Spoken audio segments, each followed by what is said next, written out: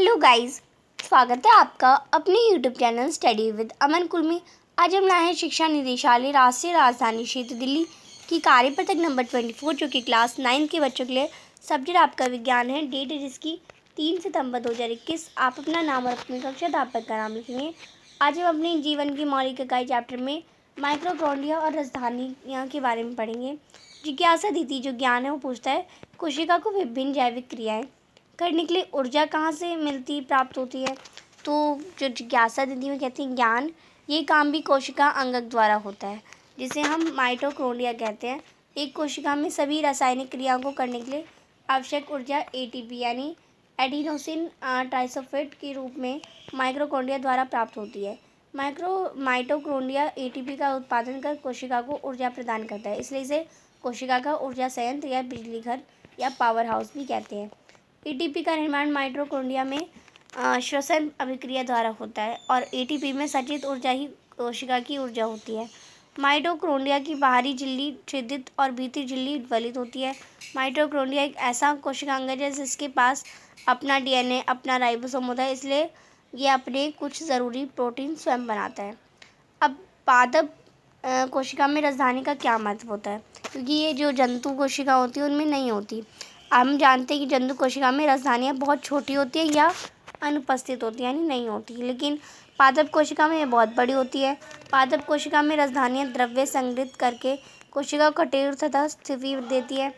इस द्रव्य में पादप के लिए कुछ आवश्यक पदार्थ जैसे अमीनो अम्ल, कार्बनिक अम्ल, प्रोटीन, शर्करा आदि का संयोजन भी होता है। राजधानी की झिल्ली को टोनोप्लास्ट कहते हैं। यह राजधानी के द्रव्य को कोशिका द्रव्य से अलग रखती है।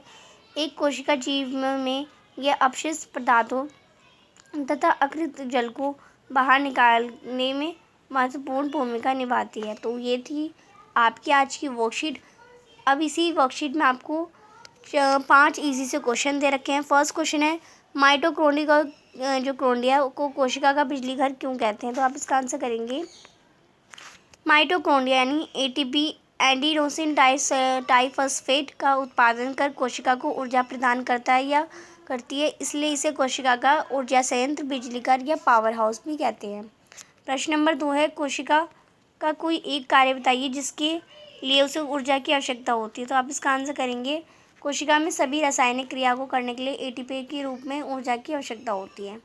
प्रश्न नंबर 3 है राजधानी किस कोशिका का महत्वपूर्ण अंग है।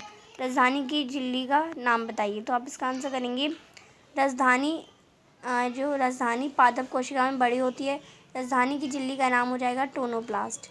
प्रश्न नंबर 4 है एटीपी का पूरा नाम लिखिए। तो एटीपी का पूरा नाम आपको पता है एडिनोसिन ट्राइफॉस्फेट, ये आपका जो है वो एटीपी का पूरा नाम हो जाएगा।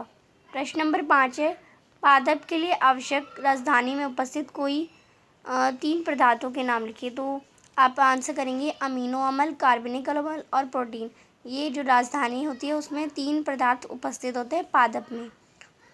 तो ये थी आपकी आज की बहुत आसान सी वर्कशीट। आई होप आपको अच्छे से वर्कशीट समझ आ गई होगी। अभी तक आपने मेरे चैनल को सब्सक्राइब नहीं किया है तो प्लीज़ मेरे चैनल को सब्सक्राइब करें और उसके बाद आने वाले बेल आइकन को प्रेस करें, जिससे आपको हर वीडियोज़ की नोटिफिकेशन टाइम से मिलती रहे। हम आपके लिए इतनी मेहनत करते हैं, तो आप एक सब्सक्राइब तो ज़रूर कर सकते हैं। आपके एक सब्सक्राइब से मुझे बहुत खुशी मिलती है।